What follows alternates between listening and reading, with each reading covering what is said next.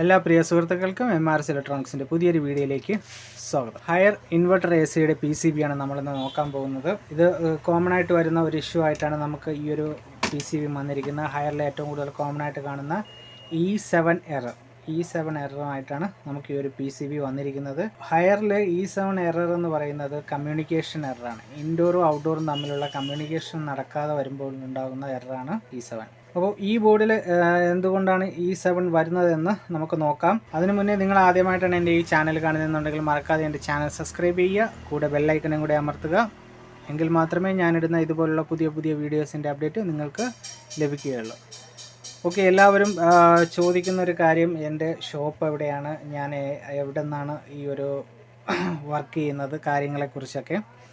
എൻ്റെ contact phone number, എൻ്റെ phone number ഈ വീഡിയോ മാത്രമല്ല എൻ്റെ എല്ലാ വീഡിയോസിൻ്റെയും ഡിസ്ക്രിപ്ഷനിൽ ഞാൻ കൊടുത്തിട്ടുണ്ട്. കോണ്ടാക്റ്റ് നമ്പർ അത് വാട്സപ്പ് നമ്പർ തന്നെയാണ്.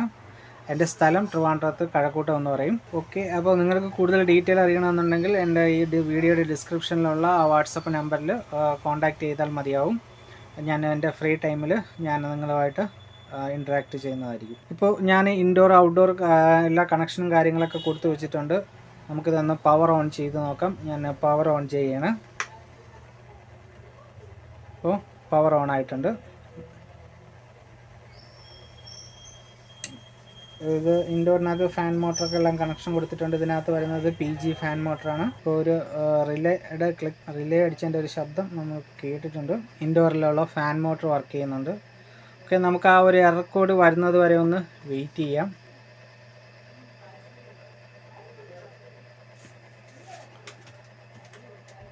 ഓക്കെ, ഇപ്പോൾ നമുക്ക് E7 എന്നുള്ള ആ ഒരു എറർ കോഡ് ഇതിനകത്ത് വന്നിട്ടുണ്ട്. അപ്പോൾ ഇത് ഏകദേശം ഒരു 3 മിനിറ്റോളം കഴിഞ്ഞിട്ടാണ് നമുക്കിപ്പോൾ E7 എന്നുള്ള ആ ഒരു എറർ കോഡ് വന്നിട്ടുള്ളത്. നമ്മുടെ ഹയറിനെ സംബന്ധിച്ച് നമുക്ക് ഹയറിനകത്ത് ഇവിടെ ഒരു LED ഉണ്ടാവും.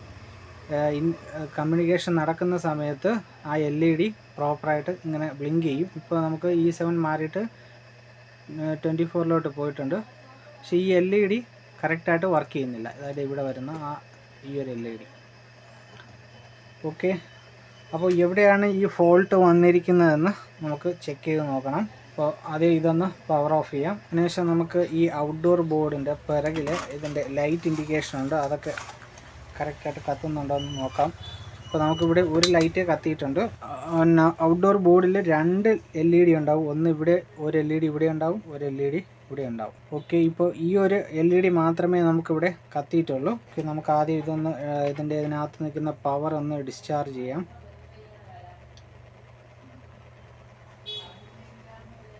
കംപ്ലീറ്റ് ആയിട്ട് ഡിസ്ചാർജ് ആയിട്ടുണ്ട്. ആ LED ഓഫ് ആയിട്ടുണ്ട്. ഇനി നമുക്കൊന്ന് പവർ ഓൺ ചെയ്യാം. പവർ ഓൺ ചെയ്തപ്പോഴത്തേക്ക് നമുക്കിവിടെ നമ്മുടെ ഈ ഒരു LED കത്തിയിട്ടുണ്ട്. പക്ഷേ ഈ ഒരു LED കത്തിയിട്ടില്ല. ഈ ഒരു LED എന്ന് പറയുന്നത് നമ്മുടെ 300, അതായത് മെയിൻ വോൾട്ടേജിൽ അത് ഡയറക്റ്റ് കൊടുത്തിരിക്കുന്ന LED ആണ്. ഇതൊരു ഈ റെസിസ്റ്റൻസ് ഇട്ട് ഡ്രോപ്പ് ചെയ്തിട്ട് ഇവിടെ സപ്ലൈ വരുന്നുണ്ട്. അതായത് നമുക്കിവിടെ 320 വോൾട്ട് വരുന്നുണ്ട്. ആ വോൾട്ടേജ് ഒന്ന് നമുക്ക് മൾട്ടിമീറ്ററിൽ ചെക്ക് ചെയ്ത് നോക്കാം.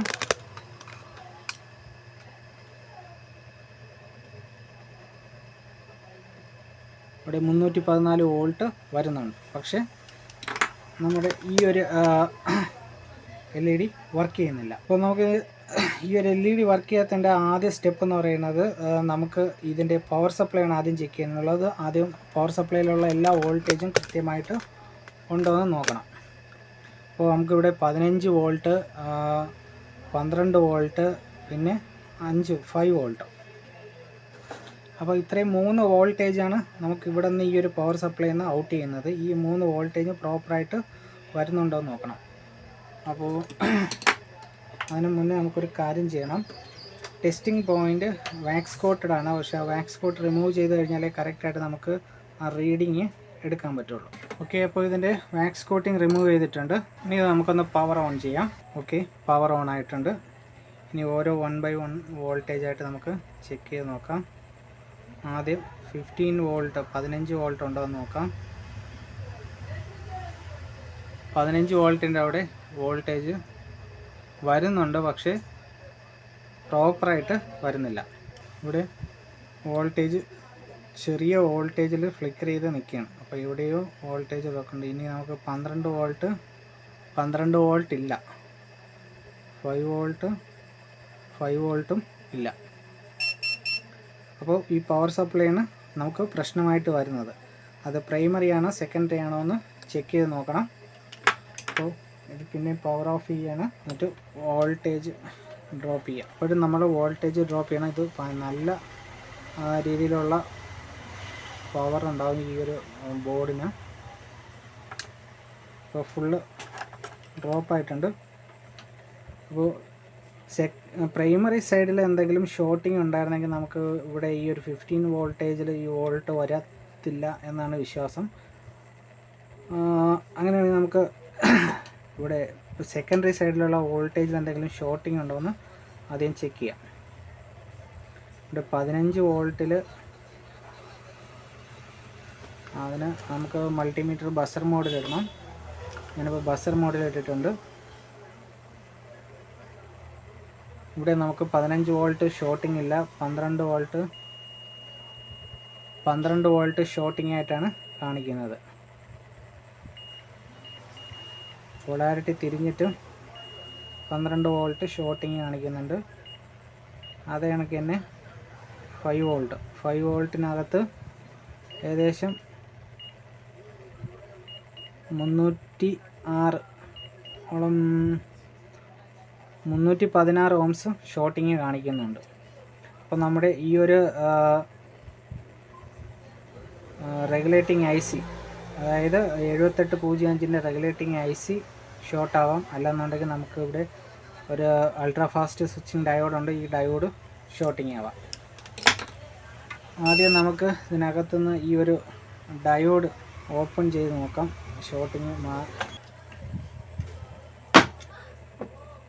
ഓക്കെ. അപ്പോൾ ഇതിനകത്തുനിന്ന് ഞാൻ ആ ഡയോഡ് എടുത്തിട്ടുണ്ട്. ഇത് SP5100 എന്ന് പറയുന്ന സ്കൂട്ടി ഡയോഡാണ്. നമുക്കിത് പുറത്ത് വെച്ചിട്ട് ചെക്ക് ചെയ്ത് നോക്കാം. ഈ ഡയോഡ് ഷോർട്ടാണ്. ഇപ്പോൾ ഇവിടുത്തെ ആ ഷോർട്ടിങ് മാറിയൊന്നും കൂടെ ചെക്ക് ചെയ്ത് നോക്കാം. അപ്പോൾ ഇവിടുത്തെ ഷോർട്ടിങ് മാറിയിട്ടുണ്ട്. പക്ഷേ ഇപ്പോഴും നമ്മുടെ ആ 5 വോൾട്ടിൽ 317 ഓംസ് ഷോർട്ടിങ് കാണിക്കുന്നുണ്ട്. ഓക്കെ. അപ്പോൾ ഞാനിവിടെ ഒരു 460-ൻ്റെ MUR 460-ൻ്റെ അൾട്രാ ഫാസ്റ്റ് സ്വിച്ചിങ് ഡയോഡ് അതിനകത്ത് സെറ്റ് ചെയ്യാൻ പോകുന്നത്. എൻ്റെ സെയിം ആ ഡയോഡ് ഇല്ലാത്തത് കൊണ്ടിട്ടാണ് ഞാൻ ഇത് കൊടുക്കുന്നത്.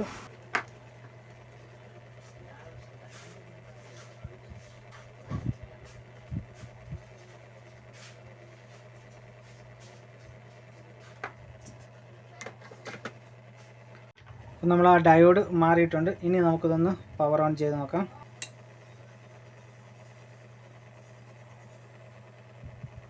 ഇപ്പോൾ നമുക്കിവിടെ രണ്ടാമത്തെ ലൈറ്റ് കത്തിയിട്ടുണ്ട്. ഇവിടുത്തെ ആ ഒരു കമ്മ്യൂണിക്കേഷൻ ഇൻഡിക്കേറ്റർ ലൈറ്റ്, നേരത്തെ പറഞ്ഞ ആ കമ്മ്യൂണിക്കേഷൻ ഇൻഡിക്കേറ്റർ ലൈറ്റ് കത്തുന്നുണ്ട്. ആ LED, ഈ ഒരു LED കത്തുന്നുണ്ട്. ഓക്കെ. അപ്പോൾ ഈ ഒരു ഡയോഡ് മാത്രമായിരുന്നു ഇതിനകത്ത് ഷോർട്ടായിരുന്നത്.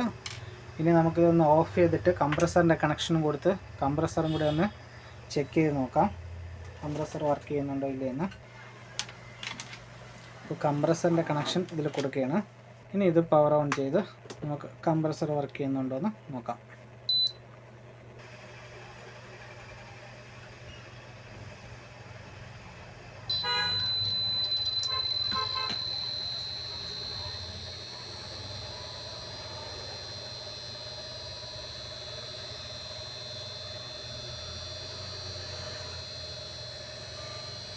ഓക്കെ. അപ്പോൾ നമ്മുടെ ഈ ഒരു ബോർഡ് കംപ്രസർ സ്റ്റാർട്ട് ചെയ്തിട്ടുണ്ട്, കംപ്രസർ എടുത്തിട്ടുണ്ട്. കംപ്രസർ നോർമലായിട്ട് തന്നെയാണ് സ്റ്റാർട്ടപ്പ് ആയിട്ടുള്ളത്. അപ്പോൾ വേറെ ഇഷ്യൂകളൊന്നും ഇതിനകത്ത് ഇല്ലയെന്ന് വിചാരിക്കുന്നു. അപ്പോൾ നമ്മുടെ ഈ ഒരു വർക്ക് സക്സസ്ഫുൾ ആയിട്ടുണ്ട്. അപ്പോൾ ഈ ഒരു വീഡിയോയിൽ ഇത്രയേ ഉള്ളൂ. നമുക്കൊരു അടുത്തൊരു വീഡിയോ ആയിട്ട് കാണാം. നിങ്ങൾ ആദ്യമായിട്ടാണ് എൻ്റെ ഈ ചാനൽ കാണുന്നുണ്ടെങ്കിൽ മറക്കാതെ എൻ്റെ ചാനൽ സബ്സ്ക്രൈബ് ചെയ്യുക. Thank you for watching my videos.